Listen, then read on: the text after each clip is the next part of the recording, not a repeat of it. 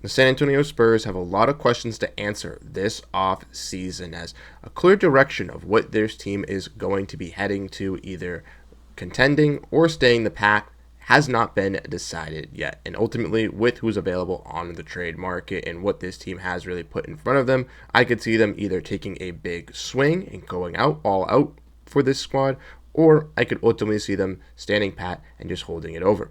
So in today's episode, we're going to be looking at the San Antonio Spurs offseason and diving in, exploring what I think they should do on the trade market, out in the draft market, and also looking at some free agency moves as well. We'll be diving into all of this and more on this episode of Switch City. So if you enjoy the content, let me know your thoughts down below in the comment section. If you're a Spurs fan, let me know if I did the Spurs justice or if I'm completely deranged with thinking about the San Antonio Spurs. If you're interested in this type of content, check out the other videos in the playlist as I have them as well. Without further ado though, let's dive into it and let's talk about the San Antonio Spurs. So like I mentioned in the introduction, we're going to be discussing the San Antonio Spurs, a team that has a big direction to really decide this off season and whether they want to compete or stand put, like I've mentioned.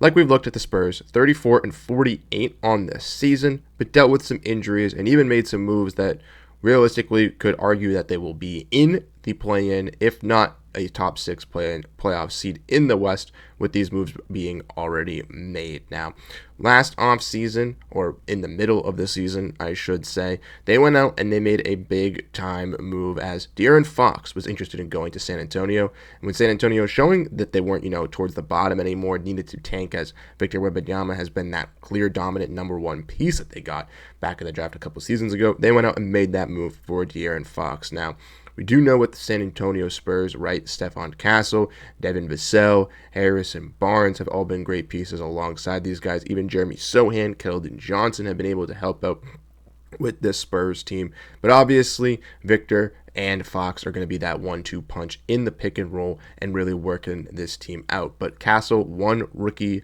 of the Year this year, was one of the top tier defenders. And with the Spurs, also, $147 million in the luxury tax, they have the flexibility to add more money in, right? Which is why they're linked to some of these potential superstars in a trade, which we'll discuss in a little bit. But not only just that, do the Spurs have some young talent in Victor Wembanyama, obviously one of the league's projected to be best players in the next couple of seasons. We got De'Aaron Fox, who's a top tier guard. You got Harrison Barnes, who's a great role player. Castle, who just won Rookie of the Year. But they just landed as well the number 2 overall pick in the draft, as they were projected to pick 8th and 14th this season, but somehow jumped up all the way to the number 2 overall selection, which gives them 2 picks in the draft. But not only just that, the possibility to go out and make a huge time move, either using that number 2 overall pick or bringing that number 2 pick in alongside Victor Wembanyama, De'Aaron Fox in this core to really once again just put them over the top into the development program. So let's dive in and let's explore who are some possible trade candidates for the Spurs and potentially exploring them trading that number 2 overall pick. And then I'll give you my verdict on what I think they'll ultimately do, and then we'll dive into the draft. So with the number 2 overall pick, the Spurs ultimately could use that to trade for a guy like Kevin Durant or Giannis Antetokounmpo. Now, in my opinion, I think a guy like Kevin Durant is a little bit too rich at this point of his career for the number 2 overall pick. So if the Suns were to do a deal with the Spurs, I would expect it to involve the 14th overall pick with some other of these salary filler contracts, which we'll get into in a little bit. But ultimately, if they were to use the number 2 overall pick, the only team I see them trading the number 2 overall pick to is the Milwaukee Bucks for Giannis Antetokounmpo. Now, bringing in Giannis to pair alongside Victor Wembanyama would be key, and I failed to mention this in the 4 minutes of the video, but Victor Wembanyama went out for the season last year with blood clots, but Shams Charania reported is expected to be back this season for the start of training camp. So if they went out and traded for a guy like Giannis Antetokounmpo, it's not like it would be hindering that. Obviously, Vic would be coming back. Now you have Giannis, Vic, and a guy in De'Aaron Fox, a 3-headed monster around this team. Now, obviously, San Antonio would be gutted, probably with both draft picks, players, and Stefon Castle, Devin Vassell, and multiple contracts to send out. But as we've discussed, they would have the salary to not only bring in Giannis Antetokounmpo with Fox and Victor Wembanyama, but also be able to get quality free agents as well to acquire via trade or either in free agency to actually bolster out this roster around Durant, Antetokounmpo, Wembanyama, and Fox. Ultimately, though, we have heard reports that they are not interested in trading the number 2 overall pick for Giannis, and I think that's the smart decision. I don't think they should completely gut their roster to pair, obviously, you argue that Giannis and Wemby would be virtually unstoppable, but ultimately, the conundrum I run into is San Antonio can still be unstoppable with Victor Wembanyama and whatever other pieces they add to this squad with De'Aaron Fox, and I don't necessarily think they need to throw it all eggs in one basket for a guy like Giannis, who obviously is going to make them ridiculous, but ultimately I still think they can be this top tier ridiculous even without Giannis Antetokounmpo if they make the right moves. So I think a Kevin Durant trade would be a little bit more likely for the Spurs. Also, leaning with Kevin Durant, he's on a 1-year contract, so if it doesn't work out, or if you even extend him to a 2-year deal, and obviously he gets a little bit older, you can find yourself easier to move off of Kevin Durant than it is obviously to move off of a Giannis, as he's obviously long-term committed to under the roster. But obviously the perk of trading for Giannis is you're getting arguably a top 5, if not top 2, 3 NBA player. So let's discuss who the Spurs could maybe possibly trade in those moves to get a deal done. Now, like I mentioned, the number 2 overall pick would have to be included, but one key guy that I think could be moved this offseason is Devin Vassell for the San Antonio Spurs, as like we mentioned, if you want to look at this salary cap and look at this team, Fox, Castle, Vassell all play the guard position alongside Wesley and Malachi Branham up there in the reserves, and this team just doesn't have a lot of size alongside Victor Wembanyama. Obviously, you need shooting and scoring, as Vic is just going to be grabbing rebounds and just passing out, which is key. And they've found success with a 3-guard lineup. But if they do keep that number 2 overall pick, they do select a guy in Dylan Harper, then you have 4 guards that you're trying to play. And I feel like Devin Vassell is kind of the odd man out, specifically with Castle being on a rookie scale contract and just winning Rookie of the Year. I feel like if you're the Spurs, trading a guy like Devin Vassell to either find a wing replacement or in a big-time deal, maybe to potentially swing a Kevin Durant trade, could be a good solid piece for a team. He provides scoring, shooting, playmaking, and also is on a pretty solid deal. He does not have a max. I believe his contract's around $30 million. So if you're a team trading for Vassell and he doesn't live up to the expectations, he's a solid role player contract to have, or isn't obviously an albatross of a contract to get out of if you decide to trade it down the line.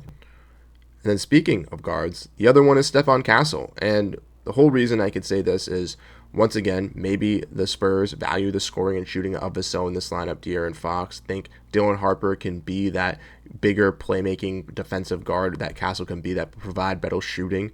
Maybe they feel that Castle has reached his peak at this Rookie of the Year conversations of winning it in a draft class that obviously was a little bit weaker, but not only just that, also had a lot of injuries affecting it with key guys and Jared McCain going down and stuff like that. Maybe the Spurs team feels that confident that by drafting Dylan Harper and moving off a guy at Castle at his peak value could be the best move for this franchise. Now, arguably, I don't think they're going to do this. I think it's kind of silly trading a guy on a rookie scale contract, and I even think for a guy like Kevin Durant, this is a hard ask to realistically get back in a deal. I think if the Suns get that, they're giddy for joy, but I don't even think in the Kevin Durant deal they would get back a Stefon Castle, so you have to be Giannis or someone different, and I don't know if the Spurs are ready to make that all-out move necessarily just yet. If I'm the San Antonio Spurs, I'd much rather maybe get like a Lauri Markkanen, a Kevin Durant, or maybe even, like I said, just stick the course and keep this team and try to move a contract in Devin Vassell than try to move a guy in Stefon Castle. So that's a lot of draft talk, talking about the Spurs team. Once again, really confusing because we don't know what direction they're going to go, but I would say, if anything, a Durant-Markkanen trade kind of makes sense. Maybe using some of the contracts of either Stefon Castle, or not Stefon Castle, Devin Vassell, Harrison Barnes, Jeremy Sohan, Keldon Johnson, some sort of combination of those contracts to get a deal done. I think you could find a happy partner. But now talking about their draft picks, obviously the Spurs have pick 2 and pick 14. Now at pick 2, we all know who they're going to take. If they do select this pick, if they do keep it, it's going to be Dylan Harper, the clear number 2 guy in the draft. Went to Rutgers, tremendous point guard, could play with the ball in his hands, could score, could make, pass, plays pretty solid defense, would be the number 1 guy if Flag wasn't in there. Once again, I think other teams are going to be interested in a trade around Harper because they feel maybe with all these guards that San Antonio doesn't necessarily need them. Maybe San Antonio is so reluctant to trading the number 2 overall pick, that's what costs a guy like Vassell or a guy like Castle being traded down the long run, so that they, in the immediate future or in the long run, so that they could bring in a guy like Dylan Harper. Harper, once again, I think realistically just fell into the lap of San Antonio, landing this pick, and I think he's going to be a good fit for this team, even though it might not be the best, I guess, on paper, as him and De'Aaron Fox, it's going to be a little bit tough, but I do think Harper will find himself a good role with this Spurs squad, even though I think it would look better on much other teams where he had a better pathway to develop, not with that many guards in the system. So now with the 14th overall pick, the Spurs have some ultimate decisions, and as we know with the Spurs here, they have a lot of money, they have a lot of free agents, so they could realistically trade one of these picks to bring in a salary cap guy. But the next guy I wanted to look at is Colin Murray Boyles from South Carolina. And one key thing about Colin Murray Boyles is he's around this fringe lottery pick. He's been moving up these last couple of workouts, and he's a solid backup big man, really solid interior defender, back to the basket, going to be exactly what the Spurs need, as they've had a huge issue with their backup big behind Victor Wembanyama. They haven't been able to clearly find out or identify who that big man is going to be. And I think a guy in Colin Murray Boyles really fits into that mold that they would like to have. A bruiser, someone that's going to get rebounds, be an effective defensive interior defender is this type of player. And I think he would be really, really solid at 14 for the Spurs. And then if he falls, and if the Spurs, maybe make a move and want to get a player like this, Carter Bryant is the type of guy I think could play another solid 3-and-D wing role. They look to move off of a guy in Devin Vassell here, and they want to bring back in a guy in Carter Bryant in the draft. He could be a nice little piece to fill in that 3-and-D wing role, specifically if they look to trade out contracts. And Harrison Barnes or Keldon Johnson, a guy like Carter Bryant, could also fill in that wing role as a replacement on a rookie scale contract. Ultimately, I do think he will be taken before, necessarily won't be what the Spurs need at that moment, but I definitely wanted to look at him as I think he'd be a solid fitting piece for San Antonio. And then, when looking at free agents, I think it really all depends on what San Antonio does, right? Obviously, being $40 million under the tax threshold, they're going to have to use some sort of salary cap, right? And they do have some key free agents. It does seem that Chris Paul does not look like he'll be returning, not only due to the fact that they don't need an extra point guard, but he has done his great time over there in San Antonio, and he's going to either look to go compete for a championship or go look to mentor somewhere else. Obviously, with De'Aaron Fox kind of being there, there's no really need for Chris Paul now. But ultimately, with San Antonio, I think it ultimately really depends on the direction. If they keep this roster now, right, they select a pick 2, they select a pick 14, they don't make no massive trade for a Lauri Markkanen or a Kevin Durant or a Giannis Antetokounmpo. I could see this team realistically going out there and offering, some middle to mid-tier free agents the bag, right?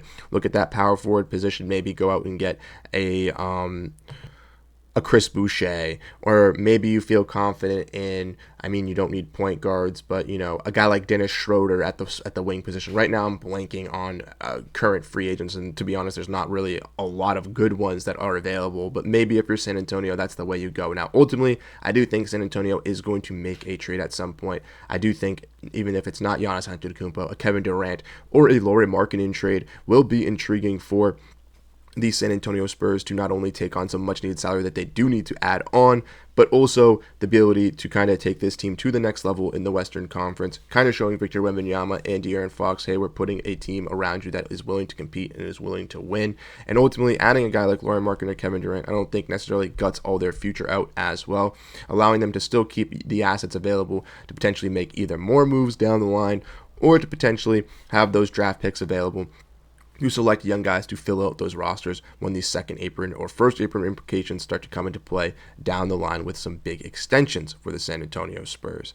Like I mentioned, if they go that route with free agency, it ultimately opens a lot more things, as the ability to bring in some key veteran free agents obviously is more amplified, as San Antonio would be looking to win maybe more now. Maybe they look to even make some more smaller trades on the fringes, right? Looking at some of these other contrasts, maybe a Malachi Branham, or maybe if they keep a Harrison Barnes, right, in a Kevin Durant deal where they trade a Devin Vassell and Keldon Johnson, maybe they trade Harrison Barnes to go out and get 2 smaller contracts to really fill in that role. Ultimately, that's a big thing. The only thing I ask for the San Antonio Spurs, right, is if you don't want to bring Sandro Mamukelashvili back, send him to Phoenix, because he'd be a great fit there. But I love Sandro Mamukelashvili. Even if he is brought back to San Antonio, I think that'd be a great signing for them. Let me know your thoughts, San Antonio Spurs fans or NBA fans in general. Did I do the Spurs justice? Do you think the Spurs should go out and make that move for someone in the offseason? Or do you think they should kind of stick the course, stay ready with this team, and really evaluate what they should do?